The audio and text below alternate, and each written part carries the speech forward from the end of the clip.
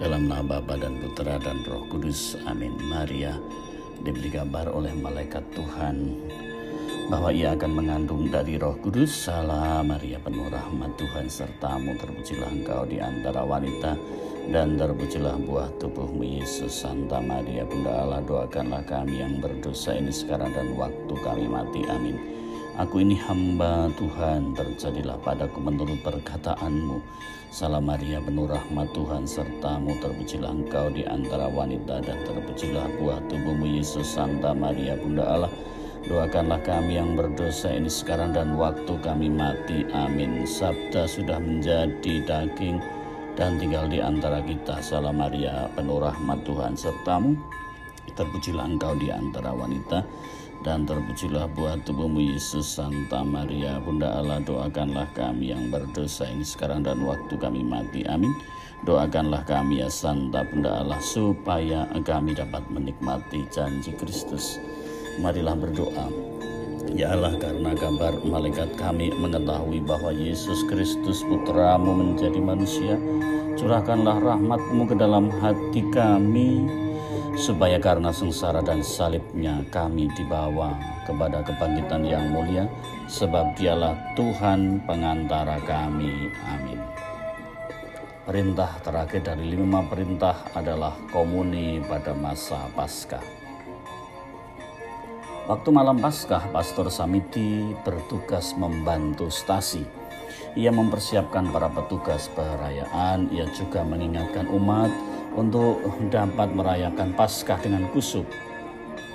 Dalam khotbahnya, Pastor Samiti membahas 3 hal penting. Kata penting yaitu terima kasih, maaf, dan tolong. Semua berjalan lancar dari semua upacaranya. Namun saat penerimaan komuni ia menjumpai kejadian aneh. Rupanya ada umat yang sudah lama sekali tidak ke gereja. Selama ini yang aktif adalah istrinya. Entah bagaimana, tiba-tiba semacam ada panggilan hati untuk datang misa Paskah. Nah, ketika giliran maju terima komuni, karena sehari-hari dia ngurus toko, maka saat Pastor Samiti memberikan komuni dan mengatakan tubuh Kristus, si umat itu sejenak terhenti. Namun tiba-tiba ia mengucapkan dengan keras, "Kamsia." Sontak istrinya yang lebih dulu terima komuni di barisan depannya tertawa. Tubuh Kristus, Kamsia. Sepertinya umat ini teringat khotbah Pastor Samiti tadi. Yang telah menerima pembaptisan akan mengambil bagian penuh pada Ekaristi, kenangan akan perjamuan terakhir Yesus, tanda pengorbanan penuh kasih setia. Ekaristi menjadi puncak dan sumber kehidupan kita. Karenanya kita wajib menjalin persatuan dengan Yesus senantiasa.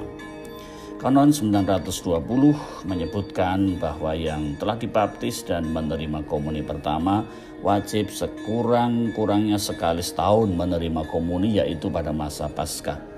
Kewajiban menerima komuni ini dapat dilakukan dalam misa ataupun di luar misa. Secara hukum, pemenuhan kewajiban ini terjadi pada semua orang beriman, terkecuali orang memiliki alasan berat, misalnya karena sakit berat, tidak bisa misa, atau karena berdosa berat memang tidak bisa sambut komuni sebelum pengakuan.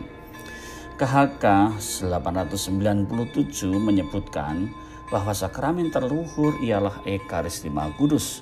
Di dalamnya Kristus Tuhan sendiri dihadirkan, dipersembahkan, dan disantap, dan melaluinya gereja telah hidup dan berkembang.